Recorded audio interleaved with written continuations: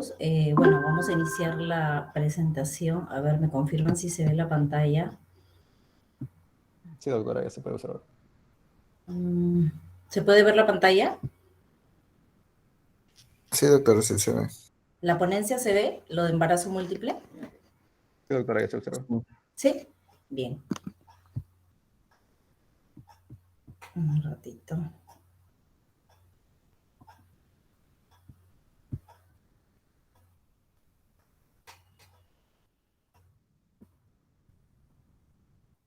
Bien, ¿me escuchan? Sí, doctora. Bien, buenos días con todos. Empezamos la ponencia del día de hoy. Bueno, mil disculpas primero por el cambio de fecha, pero era algo que escapaba a mí. El día de hoy me han encargado el siguiente tema, que es embarazo múltiple, ¿no? Y bueno, ¿qué podemos decir del embarazo múltiple? En primer lugar, de que va a traer varias complicaciones, tanto en lo que es la madre como en el feto, ¿no? En la madre porque, ¿qué pasa de que el embarazo múltiple en los últimos 30 años, aproximadamente 20, 30 años, se ha visto incrementado por lo que es la reproducción asistida?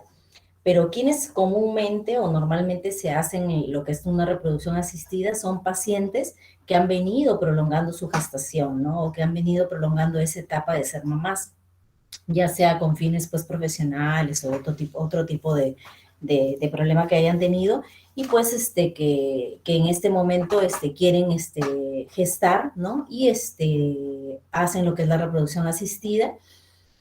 Y ya sabemos que la edad es un factor de riesgo para realizar preeclampsia. Entonces, esa es una de las enfermedades que complican la gestación múltiple, ¿no? En la mamá, es decir, y en el bebé, ¿qué va a pasar?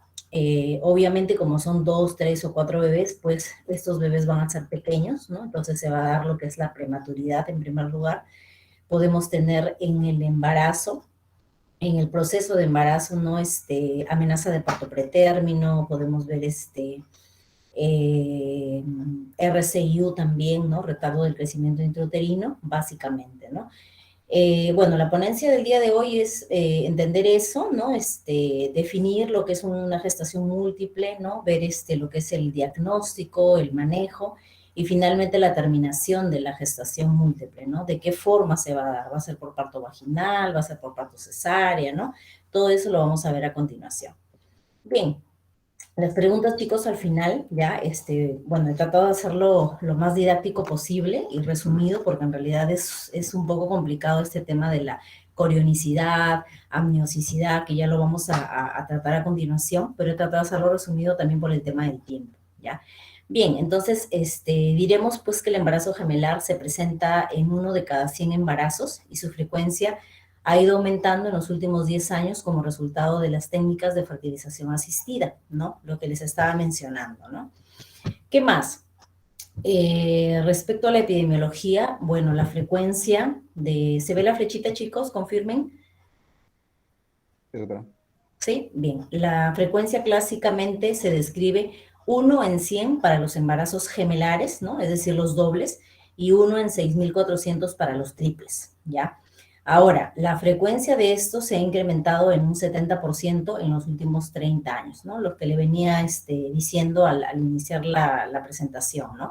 Hasta 70%, imagínense el incremento que ha habido, ¿no? Las causas de este aumento se explican por la reproducción asistida, uno, y también por el aumento de la edad materna, ¿no?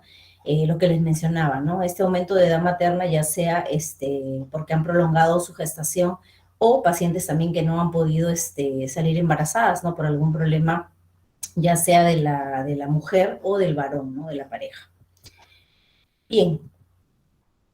Ese es un gráfico muy didáctico, muy interesante, extraído de la ACOG, ¿no? Bueno, la presentación es básicamente extractos de lo que es la Clínica de Barcelona, la ACOG y el Williams, ¿no? Bien, entonces, este gráfico que es de la ACOG, ¿qué nos dice o qué nos da a entender, no? Nos explica más o menos qué es lo que sucede. Si tenemos 2 óvulos, por ejemplo, con 2 espermatozoides, ¿no? Estos son fertilizados, obviamente, por cada espermatozoide diferente, ¿no? Por lo tanto, vamos a tener como consecuencia 2 embriones diferentes también, y esto me va a dar una gestación con 2 placentas y 2 sacos amnióticos. Eso es lo que se le conoce como los mellizos fraternos, ¿no? Como podemos apreciar acá en el gráfico. Una placenta, 2 placentas y cada uno en su saco amniótico, ¿ya? Luego tenemos el otro ejemplo, ¿no? Que se sobrepone, que es un óvulo con un espermatozoide. Este espermatozoide fertiliza al óvulo, ¿no? Vemos acá ya fertilizado, y se divide en 2 embriones, ¿no? Se divide en 2 embriones y da como consecuencia una placenta compartida, y 2 sacos amnióticos, tal como lo vemos acá, ¿ya? Aprovechando este grafiquito, para que puedan entender luego, se me baja el audio. ¿Sí me escuchan bien? Sí, doctora, se escucha bien. Y solito se baja el audio acá en la... Bien, aprovechando el gráfico, ¿no? Esto de acá es el cuellito uterino, ¿ya, chicos? Esto de acá es el cuellito uterino, y quiero que lo vean bien, para luego voy a mostrarles una ecografía donde vamos a ver que se va a hacer control de cervicometría. La cervicometría es la medición del cuello para ver que no hay una amenaza de parto preterno, y eso se hace en las gestaciones gemelares como parte del control, ¿ya? Entonces tengan en cuenta esto para que cuando lleguemos a esa parte ustedes lo puedan entender, ¿ya? Cuando lleguemos a esa parte ustedes puedan comprenderlo. Bien, entonces el diagnóstico de la gestación gemelar va a ser como en toda gestación, ¿no? Que ya han visto signos y síntomas de la gestación, ¿no? Las náuseas y vómitos, que obviamente, como es un embarazo doble o triple, va a ser más intensas las náuseas y vómitos que un embarazo normal, ¿no? Que un embarazo único, ¿no? ¿Qué más? Vamos a tener, pues, mediante la ecografía, ¿no? Obviamente primero el pronóstico, luego lo que es la ecografía, vamos a observar los 2 saquitos gestacionales, ¿no? Que pueden ser dicoriónicos o monoamnióticos, como ya lo vamos a ver a continuación, ¿no? Eso es solamente una parte. Bien, entonces, básicamente lo que nos va a interesar es ver el diagnóstico de corionicidad, ¿ya? El riesgo asociado al embarazo gemelar depende de la corionicidad y no de su cigosidad. De los embarazos dobles, 2/3 son bicigóticos y 1/3 son monocigóticos.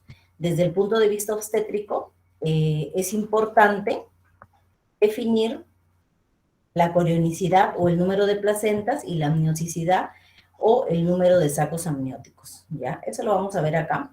Entonces, ¿a qué se refiere con cigosidad? Todo lo que es cigosidad está relacionado al riesgo de enfermedades genéticas, mientras que la corionicidad es el riesgo de complicaciones gestacionales, ¿no? Lo que les estaba también comentando, complicaciones gestacionales básicamente asociadas a la preeclampsia, ¿no? A trastornos hipertensivos. Bien, entonces, la corionicidad de los embarazos monocoriales va a depender del momento en el que se divide el huevo, ¿no? Entonces, esto mejor lo vamos a explicar en un gráfico, que es el siguiente. Este gráfico, por ejemplo, es extraído del Williams, ¿no? Donde te lo explica de forma didáctica, ¿no? Y lo divide en 4 grandes grupos. Como podemos observar acá, grupo A, grupo B, grupo C y grupo D. El grupo A, lo que habíamos hablado en el primer gráfico que les mostré de la ACOG, ¿no? Donde hay 2 embriones, ¿no? 2 embriones, ¿no? Por lo tanto, pues va a haber lo de acá, se puede ver cualquiera de esas alternativas, que sea una gestación dicoriónica y diamniótica. O sea, dicoriónica, 2 sacos, 2 placentas, ¿no? Y amniótica, 2 sacos amnióticos, cada uno, ¿no? Pero en esta presentación, en este tipo del grupo A, se puede presentar con placenta separada, como vemos acá en el dibujo, o con una placenta fusionada, ¿ya? Pero igual, o sea, cada uno tiene su placenta, a eso me refiero. Entonces, la corionicidad se va a referir al número de placentas y cuando te dicen diamniótico es el número de sacos gestacionales, ¿ya? En el grupo B, por ejemplo, te dice, ¿no? Hay un solo óvulo un espermatozoide que fertilizó un solo óvulo, ¿no? Esto dio como consecuencia igual una sola placenta, o sea, monocoriónico, ¿ya? Porque es una nada más, monocoriónico y diamniótico, con 2 sacos amnióticos, ¿ya? Luego en el grupo C, igual la misma presentación, un solo espermatozoide fertilizó un óvulo, como consecuencia dio lo que es un amnios compartido, ¿ya? O sea, ya no dos sacos amnióticos, sino solamente uno, por eso es monocoriónica, monoamniótica. Y acá vemos en el gráfico que lo explica perfectamente, sin necesidad de nosotros irnos a leer a un libro, ¿no? Sino solamente viendo el gráfico vemos que hay una sola placenta y un solo amnios, o sea, un solo saco. Esa es la gestación monocoriónica monoamniótica, ¿ya? Y por último, tenemos el grupo D, son aquellas gestaciones que se van a dar de la siguiente forma. Pasado el día 13, ojo, ¿ya? Pasado el día 13, son los famosos siameses o gemelos unidos, ¿no? En realidad esto, pues, yo hasta ahora en el tiempo que tengo de residente y de asistente, nunca he visto en un caso real, ¿no? Siempre solamente lo he visto en videos o quizás en libros, ¿no? Pero la incidencia es menos del 1%, ¿no? Será por eso que no lo he visto, ¿no? Hasta ahora no he tenido la oportunidad de ver un gemelo unido, ¿no? Entonces, los tipos de gemelos unidos, vamos a ver en el siguiente gráfico también súper didáctico lo siguiente. Vamos a tener cuando van a estar en sentido ventral o en el sentido dorsal, ¿no? Cuando están unidos ventralmente, vamos a encontrar rostral, o sea, por la parte anterior, ¿no? Acá tenemos a los onfalópagos, que son aquellos que están unidos por el abdomen, ¿no? Tenemos luego los toracópagos, que son aquellos que están unidos por el tórax, ¿ya? Y acá no solo la unión es como lo vemos acá superficialmente de la piel, sino es circulación o los mismos órganos, o sea, todo, ¿no?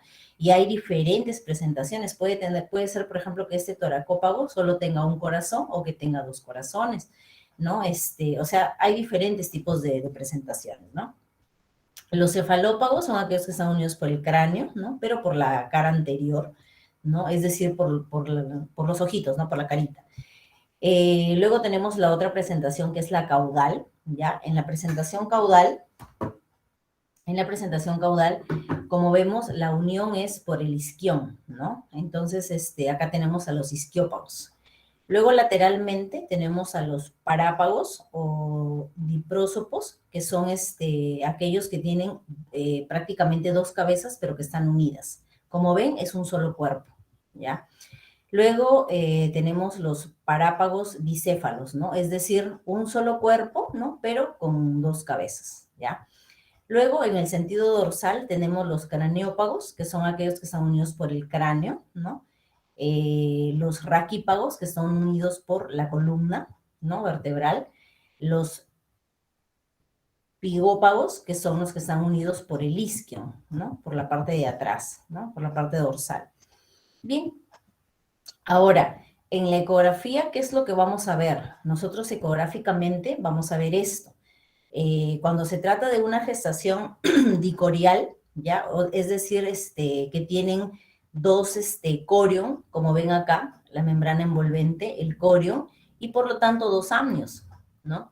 Que es lo de acá, igualito la parte de acá, el otro gemelito también tiene su membrana coriónica y la amniótica, o sea, está dividida en dos y este es el famoso signo de lambda, ¿no?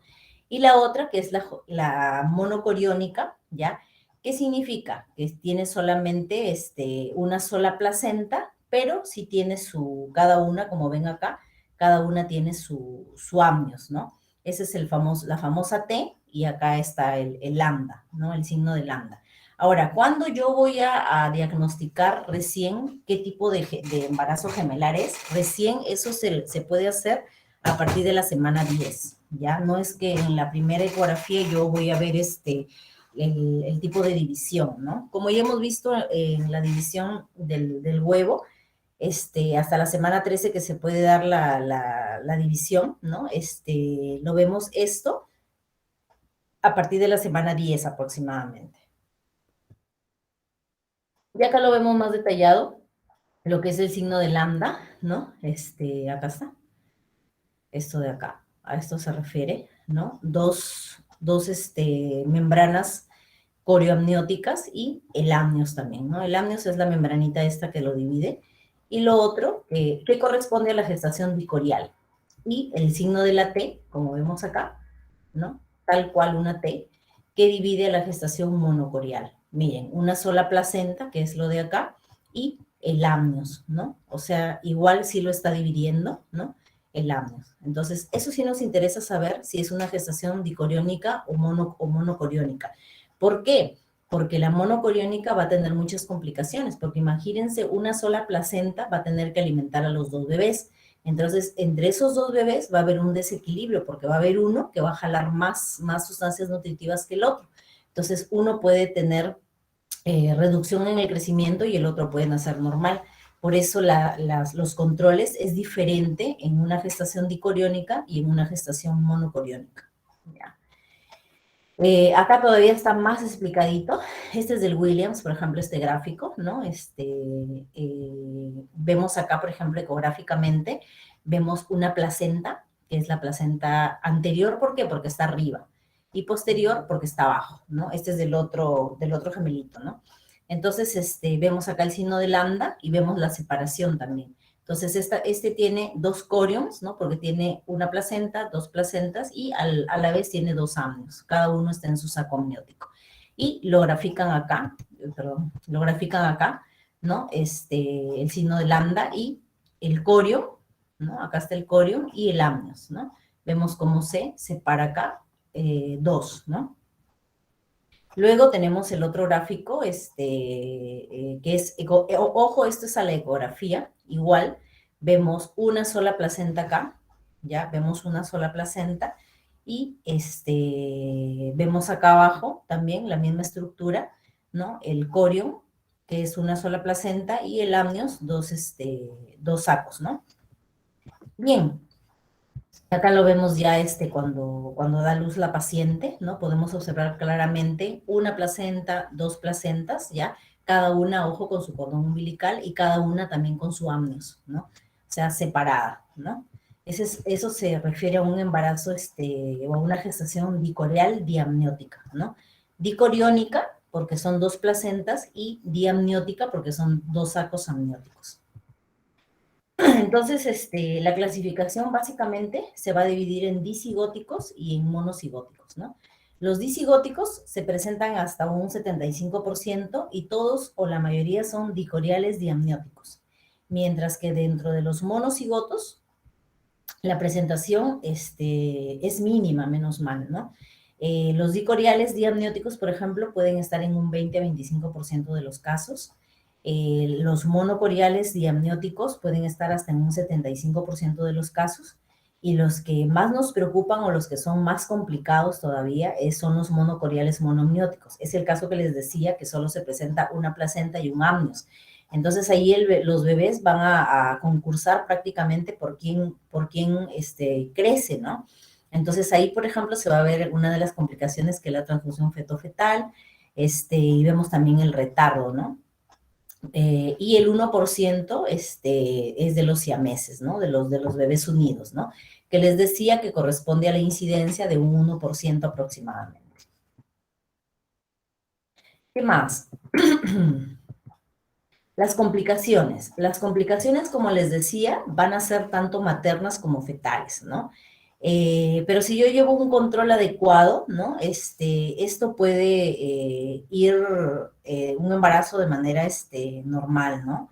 En lo que cabe, ¿no? Bien, entonces veamos cada una de las complicaciones. Vemos primero las complicaciones asociadas a la corionicidad. Eso es lo que les estaba mencionando, ¿no? La transfusión, la transfusión feto-fetal, y los famosos CIRS, ¿no? Que son los retardos de crecimiento intrauterino. Luego tenemos asociadas a la prematuridad, ¿ya? Es decir, que los bebés van a tener o van a nacer antes de tiempo, ¿no? Por ejemplo, menos de 34 semanas, el 15 a 18% de los casos, ¿no? Y que es la mejor edad, ¿no? Porque a esta edad, bueno, se le puede dar una mejor supervivencia, ¿no? Menos de 32 semanas, el 10 a 12% de gestantes, y menos de 28 semanas en el 5% de gestantes. Las gestantes que llegan a esta edad gestacional o que no terminan su gestación, que ya sabemos es de las 38 a las 40 semanas, es porque también a veces tienen complicaciones como es la incompetencia cervical, ¿no? Que es lo que les hablaba del cervix, ¿no? Del cuellito. Es decir, que se abre antes de tiempo, ¿no? Entonces, por eso es importante medirlo, ¿no? En cada control que se haga la paciente, hacemos la ecografía para medir el cuello, ¿no? Para saber si está largo o si está más bien acortado, ¿no? Y, por ejemplo, en otros países ya es de costumbre, ¿no? Por ejemplo, en Japón, ¿no? Lo que yo sé es que todo embarazo gemelar se hace un cerclaje, ¿no? El cerclaje es el cierre, ¿no? Se colocan puntos alrededor del cuello del útero, ¿no? Se colocan unos puntos especiales y es para evitar la salida del bebé, ¿no? Antes de tiempo, ¿no? Y eso se retira más o menos a las 35 semanas, más o menos, ¿no? Dependiendo, pues, ¿no? Pero menos de 37 semanas, un 50%, ¿no? Ese es lo mejor, ¿no? Ese es lo mejor porque ahí ya está ya pues completamente maduro. Obviamente que cuando vemos una mamá que tiene un cervix corto o que está con una amenaza de parto pretérmino o que la hace continuamente, pues nosotros ya tenemos acá que aplicar lo que es la dexametasona, ¿no? Para ayudar en lo que es la maduración pulmonar. ¿Por qué? Porque la prematuridad está asociada a lo que es, uno, el distrés respiratorio, por un lado, y otro puede hacer, por ejemplo, lo que es la enterocolitis necrotizante, ¿no? En el bebé, que es lo que se ve, ¿no? Asociadas al parto, sobre todo con el segundo gemelo, ¿no? Un trauma obstétrico, ¿no? Bien, las complicaciones maternas, tenemos en primer lugar la hiperemesis gravídica, ¿no? Como ya habíamos mencionado, ¿no? Va a ser más intensa estos síntomas en lo que es la gestación pues doble o hasta triple, ¿no? El edema, que también es muy común en las gestantes, en realidad en todas las gestantes, hasta en la gestación única, ¿no? Pero se va quizás a volver más notoria en lo que es la gemelar, ¿no? Otra cosa importante es los estados hipertensivos del embarazo, ¿no? Como les había mencionado, las pacientes que tienen un embarazo con reproducción asistida, ojo, con reproducción asistida, que se supone son pacientes mayores, ¿no? Tienen esta complicación que es parte de la edad, que es los estados hipertensivos del embarazo, es decir, la preeclampsia, ¿no? Entonces, este tipo de pacientes va a ser preeclampsia en algún momento de la gestación, ¿no? Entonces, para eso nos sirven los controles prenatales. Con el control prenatal, aparte de tomar la ecografía, vamos a medir la pancita, vamos a tomar la presión, básicamente, ¿no?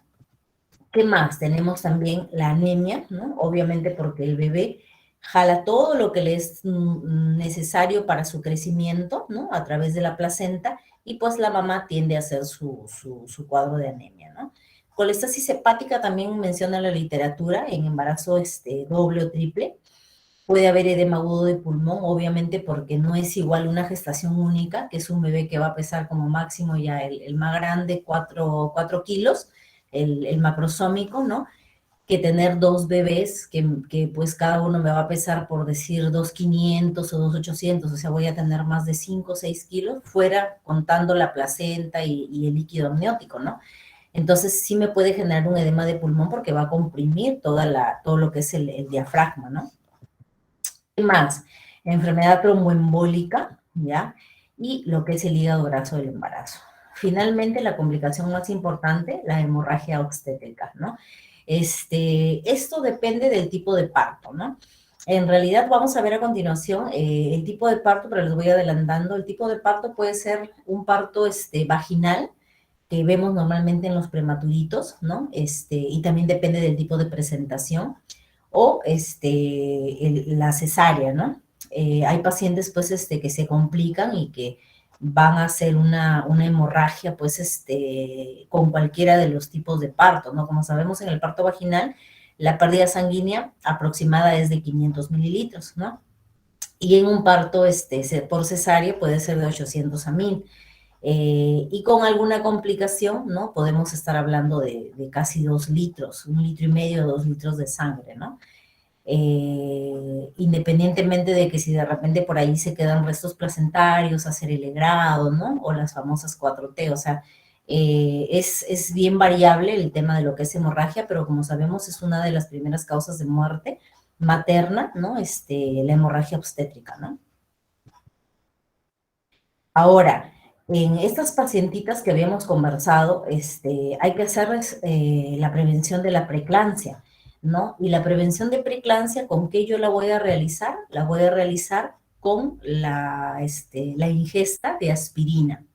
Hay un estudio muy interesante que es el estudio ASPRE, y este estudio te habla de la ingesta de aspirina a partir de la semana 12, dicen algunas literaturas, otras literaturas manejan 14 semanas, hasta las 34 semanas de gestación. ¿Cuánto o cuál es la dosis de aspirina? De 80 a 150 miligramos de aspirina de manera diaria, ¿no? Una tabletita diaria, diaria, diaria. Entonces, ¿en quiénes vas a hacer o a quiénes le vas a dar esta pastillita? Le vas a dar a pacientes que presenten los siguientes factores de riesgo. En primer lugar, a la primigesta, ¿no? O sea, que sea su primera gestación. Pacientes mayores a 40 años, ¿ya? Intervalo gestacional mayor a 10 años. También son pacientes con factores de riesgo que te pueden presentar en algún momento de la gestación preeclampsia. Y la preeclampsia en verdad es súper desastrosa, entonces se prefiere, y además que ya hay evidencia científica que demuestra que sí lo evita, ¿no? La ingesta de aspirina. Entonces, hacerlo, pues, ¿no?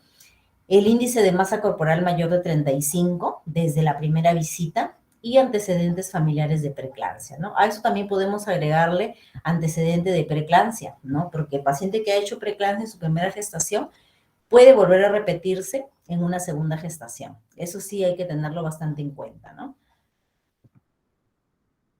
Continuamos. Dentro de los controles prenatales, obviamente el control va a ser ecográfico, y como les decía, ¿no? Realizar, si han visto un carnet de control prenatal, vamos a tomar la presión, vamos a medir la barriga como el crecimiento, vamos a realizar el peso de la paciente, vamos a ver y la ecografía, ¿no? Básicamente eso. Entonces, periodicidad de las visitas y controles ecográficos. En las gestaciones bicoriales, que creo que ya quedó claro, aquellas gestaciones que tienen 2 placentas y 2 amnios, las visitas son 1, 2, 3, 4, 5, 6 visitas, ¿ya? Como ven acá, cada 4 semanas, ¿ya? Es decir, mensual. Las visitas son mensuales. ¿Y qué se va a evaluar? Uno, la biometría fetal. ¿Y la biometría fetal en qué consiste? En medir la cabeza, la circunferencia cefálica y la cabeza lado a lado. Son 2 medidas de la cabeza, ¿ya? 3, la circunferencia abdominal, y 4, la longitud del fémur, ¿ya? Entonces, vamos a hacer acá la biometría a partir de las 20, 22 semanas, a las 28 semanas, a las 32, 34 semanas y a las 33, 37 semanas, ¿no? Porque nosotros asumimos que el dicorial debe terminar a esta edad gestacional, ¿no? Entonces, por eso es que ponemos solamente este número de visitas que se debe realizar, ¿ya? En segundo lugar, se hace lo que es la medición de la longitud cervical, que era lo que les decía, la medición de la parte del cuello uterino. Esto se hace, sí, desde la semana 16 a 18. ¿Por qué? Porque en esta semana yo puedo hacer el cerclaje si es que yo veo un cuello corto, ¿no? Como les decía, es costumbre en Japón, por ejemplo, que realizan el cerclaje a toda paciente que tiene un embarazo gemelar, ¿no? Triple, con más razón todavía. Entonces, veo la longitud del cuello, ¿no? Mido en cada ecografía, ¿no? Excepto ya al terminar, porque se supone que ya todo ha ido bien, ¿no?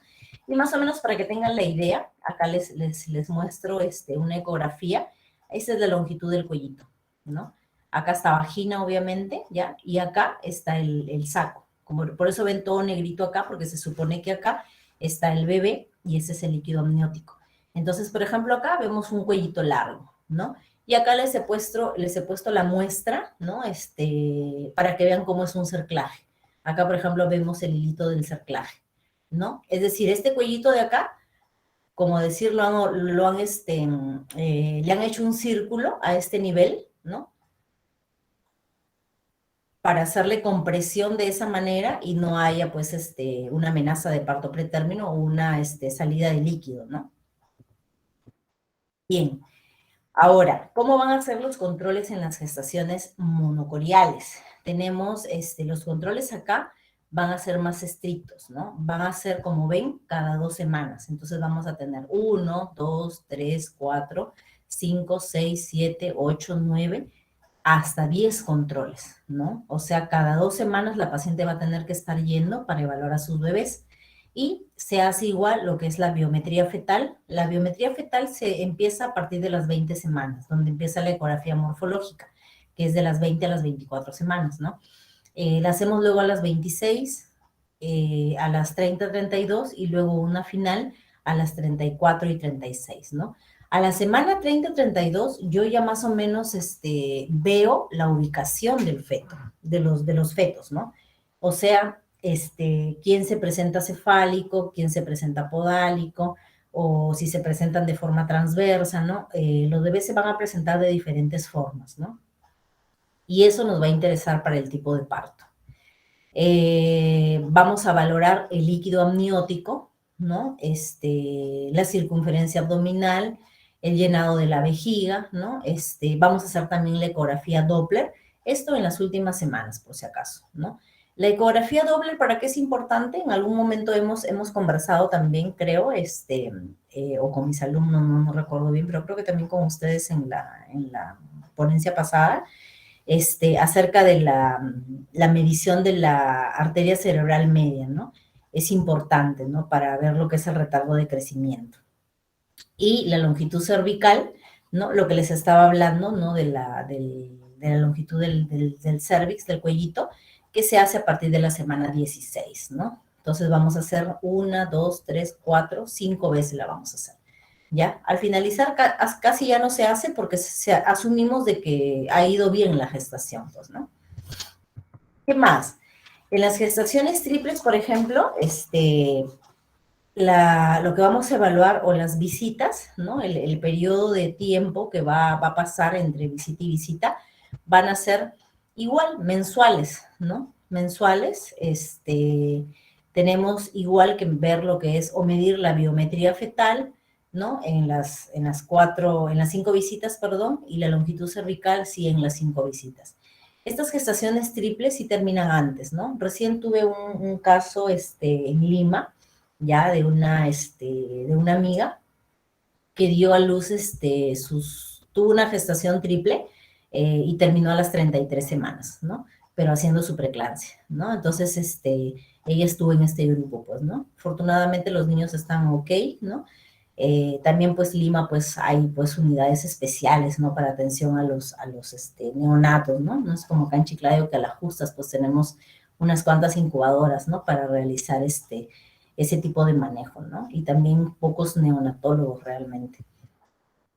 Entonces, este es un algoritmo que nos muestra qué es lo que va a pasar o cuál va a ser el manejo, ¿no? En el embarazo gemelar monocorial, es decir, que tiene una sola placenta y un solo saco amniótico. Como habíamos dicho en los cuadros anteriores, va a ser semanal, ¿ya? Va a ser semanal y podemos tener la transfusión feto-fetal que les decía, ¿no? ¿Por qué? Porque obviamente va a haber un solo flujo sanguíneo, ¿no? Entonces, ahí vamos a realizar, pues, estudios más profundos, ¿no? En caso severo hay que interrumpir la gestación, aunque esto ya se está tratando desde el vientre de la mamá, ¿no? Eso es, cirugías, mínimamente invasivas, ¿no? No lo hacemos acá, lo hace el médico dedicado a lo que es, materno-fetal, ¿no? Se hace en Lima, en realidad, acá no practicamos eso. Podemos tener alguna complicación materna, ¿no? Como habíamos mencionado, y lo menciona acá también, la preeclampsia, alguna anormalidad en el líquido amniótico. Por eso es importante la ecografía para nosotros ver cuánto de líquido amniótico tiene el bebé, ¿no?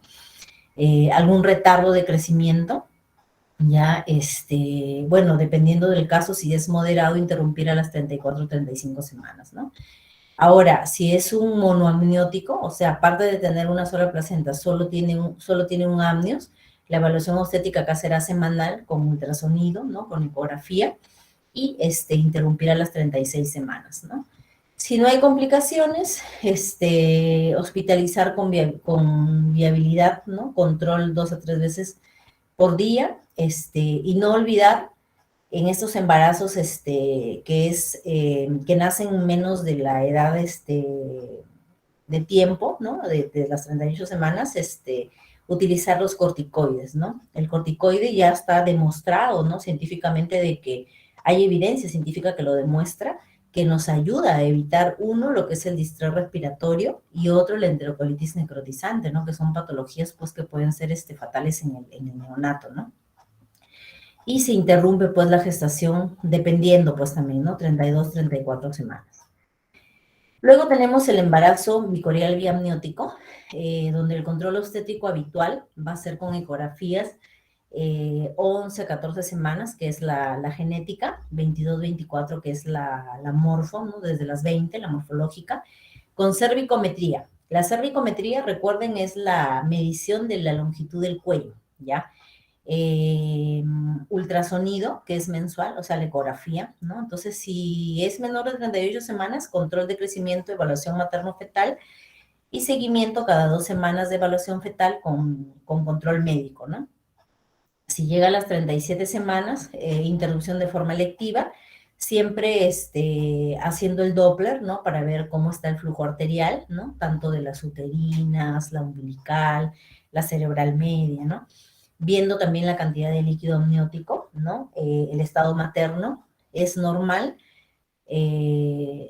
interrumpir, ¿no? Interrumpir la gestación.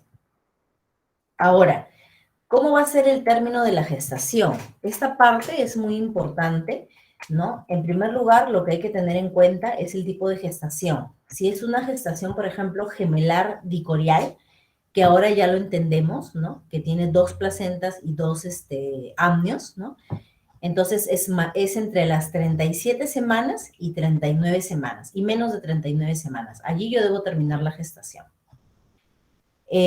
¿Por qué vía? Por la vía cesárea, ¿no? Definitivamente. O sea, todo embarazo gemelar es cesárea. ¿Cuándo un embarazo gemelar se da por vía vaginal? Cuando ya te vienen expulsivo, ¿no? Hay pacientes súper descuidadas, que no se van a sus controles prenatales, por más que les explicas la importancia y todo, no van. Entonces, cuando llegan a la emergencia, ¿no? Llegan bien por pérdida de líquido, o sea, ya rompieron fuente y o llegan expulsivo, ¿no? O la vez pasada, por ejemplo, que me llegó a la emergencia, con un piecito prolapsado, ¿no? O sea, el primero se presentaba en podálica, ¿no? Entonces, imagínense, pues, ¿no? Entonces, y encima 17 años, o sea, un aro adolescente, gemelar, o sea, tienes que operarla, pues, ¿no? Sí o sí es cirugía. El parto vaginal lo ves más que todo en pacientes segundigestas, ¿no? O sea, en multigestas, pero si es una primigesta, tú tienes que operarla sí o sí, ¿ya?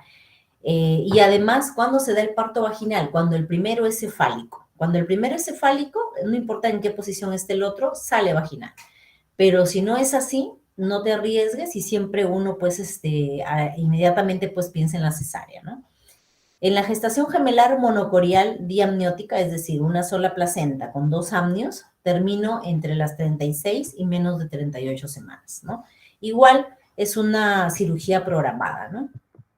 Luego tenemos la gestación monocorial monoamniótica. Estas gestaciones sí están terminando entre las 32 y 33 semanas, por lo que les explicaba que solo tienen una sola placenta, ¿no?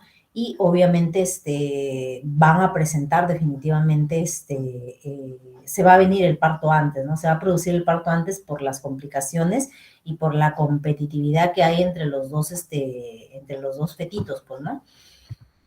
Y finalmente, la gestación triple, que ya la habíamos mencionado también, termina entre las 32, 33 semanas, ¿no? Algunas literaturas lo mencionan 34, 35 semanas, ¿no? Va a depender. Y bueno, invitarlos a visitar la página, ¿no? Ahí hay videos educativos, ¿no? Acerca del parto podálico, las maniobras de Leopold, tanto en el TikTok como en el Instagram y en Facebook también. bueno, agradecer y pensar de que todo esto del COVID va a terminar para poder verlos de forma presencial y poder realizar las prácticas, ¿no? Porque no es lo mismo estar en la virtualidad que estar presencialmente, ¿no? Con el paciente en vivo y en directo, ¿no? Bien, ahora sí, ¿alguna pregunta?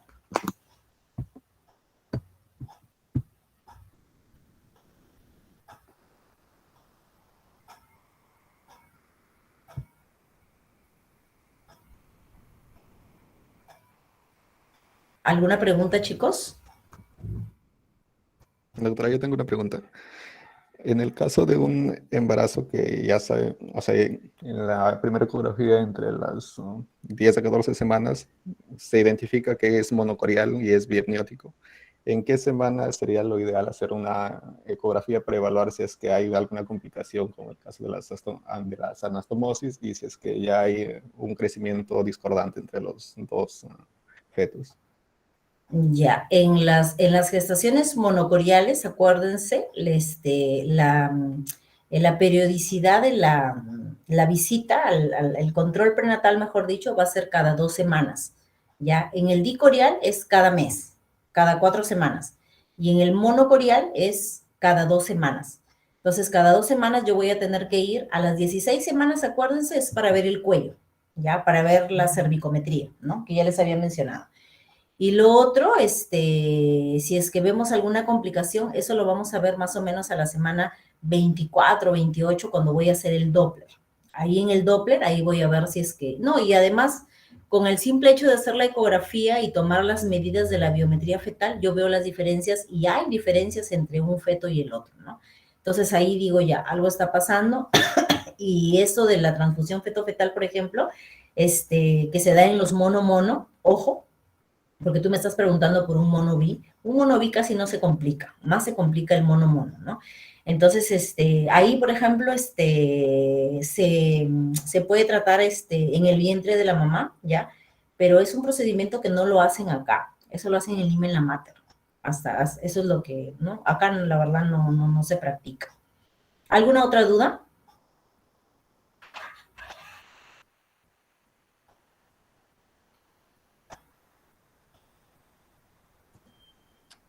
Parece que Doctora, buenos días. Hola, dime. Sí, buenos días, doctora. Una pregunta. Entonces, ¿cuáles serían los criterios para un cerclaje cervical? Es decir, ¿en qué casos? ¿En qué casos? Ya, Sí, por favor. cuando hay una incompetencia cervical, ¿no? Creo que es un tema que todavía no se ha tratado, ¿no? Pero la incompetencia cervical se ve en pacientes que han tenido abortos recurrentes, ¿no? Son pacientes que han tenido 2, 3, 4 abortos recurrentes. Entonces, ¿eso qué significa? Que su cuello tiene una incompetencia y eso se llama incompetencia cervical. O sea, se empieza a dar la gestación, ¿no? Acá está el cuello y acá está el útero, ¿no? Entonces se empieza a dar la gestación, empieza a crecer el útero, ¿no? Y el cuellito inmediatamente se abre, ¿no? Entonces obviamente se va a producir el aborto. Entonces, ¿qué se hace? A la semana 16, ¿ya? Como ya sabemos que esa paciente va nuevamente a abortar, porque ella es una abortadora recurrente, se le hace el cerclaje, ¿ya? ¿Y cómo lo haces? Midiendo el cuello. Ahora, importante saber la medida, de verdad que no les dije. La medida normal es hasta 5, quiere decir 5 es un cuello largo. Ojo, 5 milímetros, o sea, no estoy hablando en centímetros, sino en milímetros. Pero cuando yo mido un cuello y el cuello mide 2 milímetros, 3 milímetros, es un cuello corto. Entonces, allí yo debo hacer el cerclaje. Pero el cerclaje se debe hacer cuando el cuello todavía está largo. ¿Por qué? Porque si tú lo haces cuando el cuello está cortito, por ejemplo, ¿el cerclaje en qué consiste? Ese es el cuello, por decir, ¿no? Ese es el cuello. Y tú haces un punto acá, luego haces un punto acá. En los 4 lados se hace, así como un reloj, ¿ya? En los 4 lados. Pero en uno solo, pues, viene así. El punto se hace así y al final se amarra acá, ¿no? Y como que estrangulas al cuellito, ¿no? Para que no pase nada, ¿no? Entonces, para hacer eso necesitas que el cuello esté largo, porque si un cuello está acortado, tú puedes tocar la membrana amniótica y obviamente tú misma lo vas a hincar la membrana amniótica y esa paciente va a perder el líquido y al final se va a convertir en un aborto. Ahora, el cerclaje, al hacer el cerclaje uterino, tú lo tienes que retirar por lo menos a las 34 semanas. O sea, son pacientes que definitivamente van a ser prematuros, pero que al menos le vas a dar esa calidad de vida y que otra vez no se convierta en un aborto, ¿no? Sino, se va a dar igual el parto, ¿no? Pero de manera prematura, pues, ¿no? Bien, chicos, ¿alguna otra pregunta?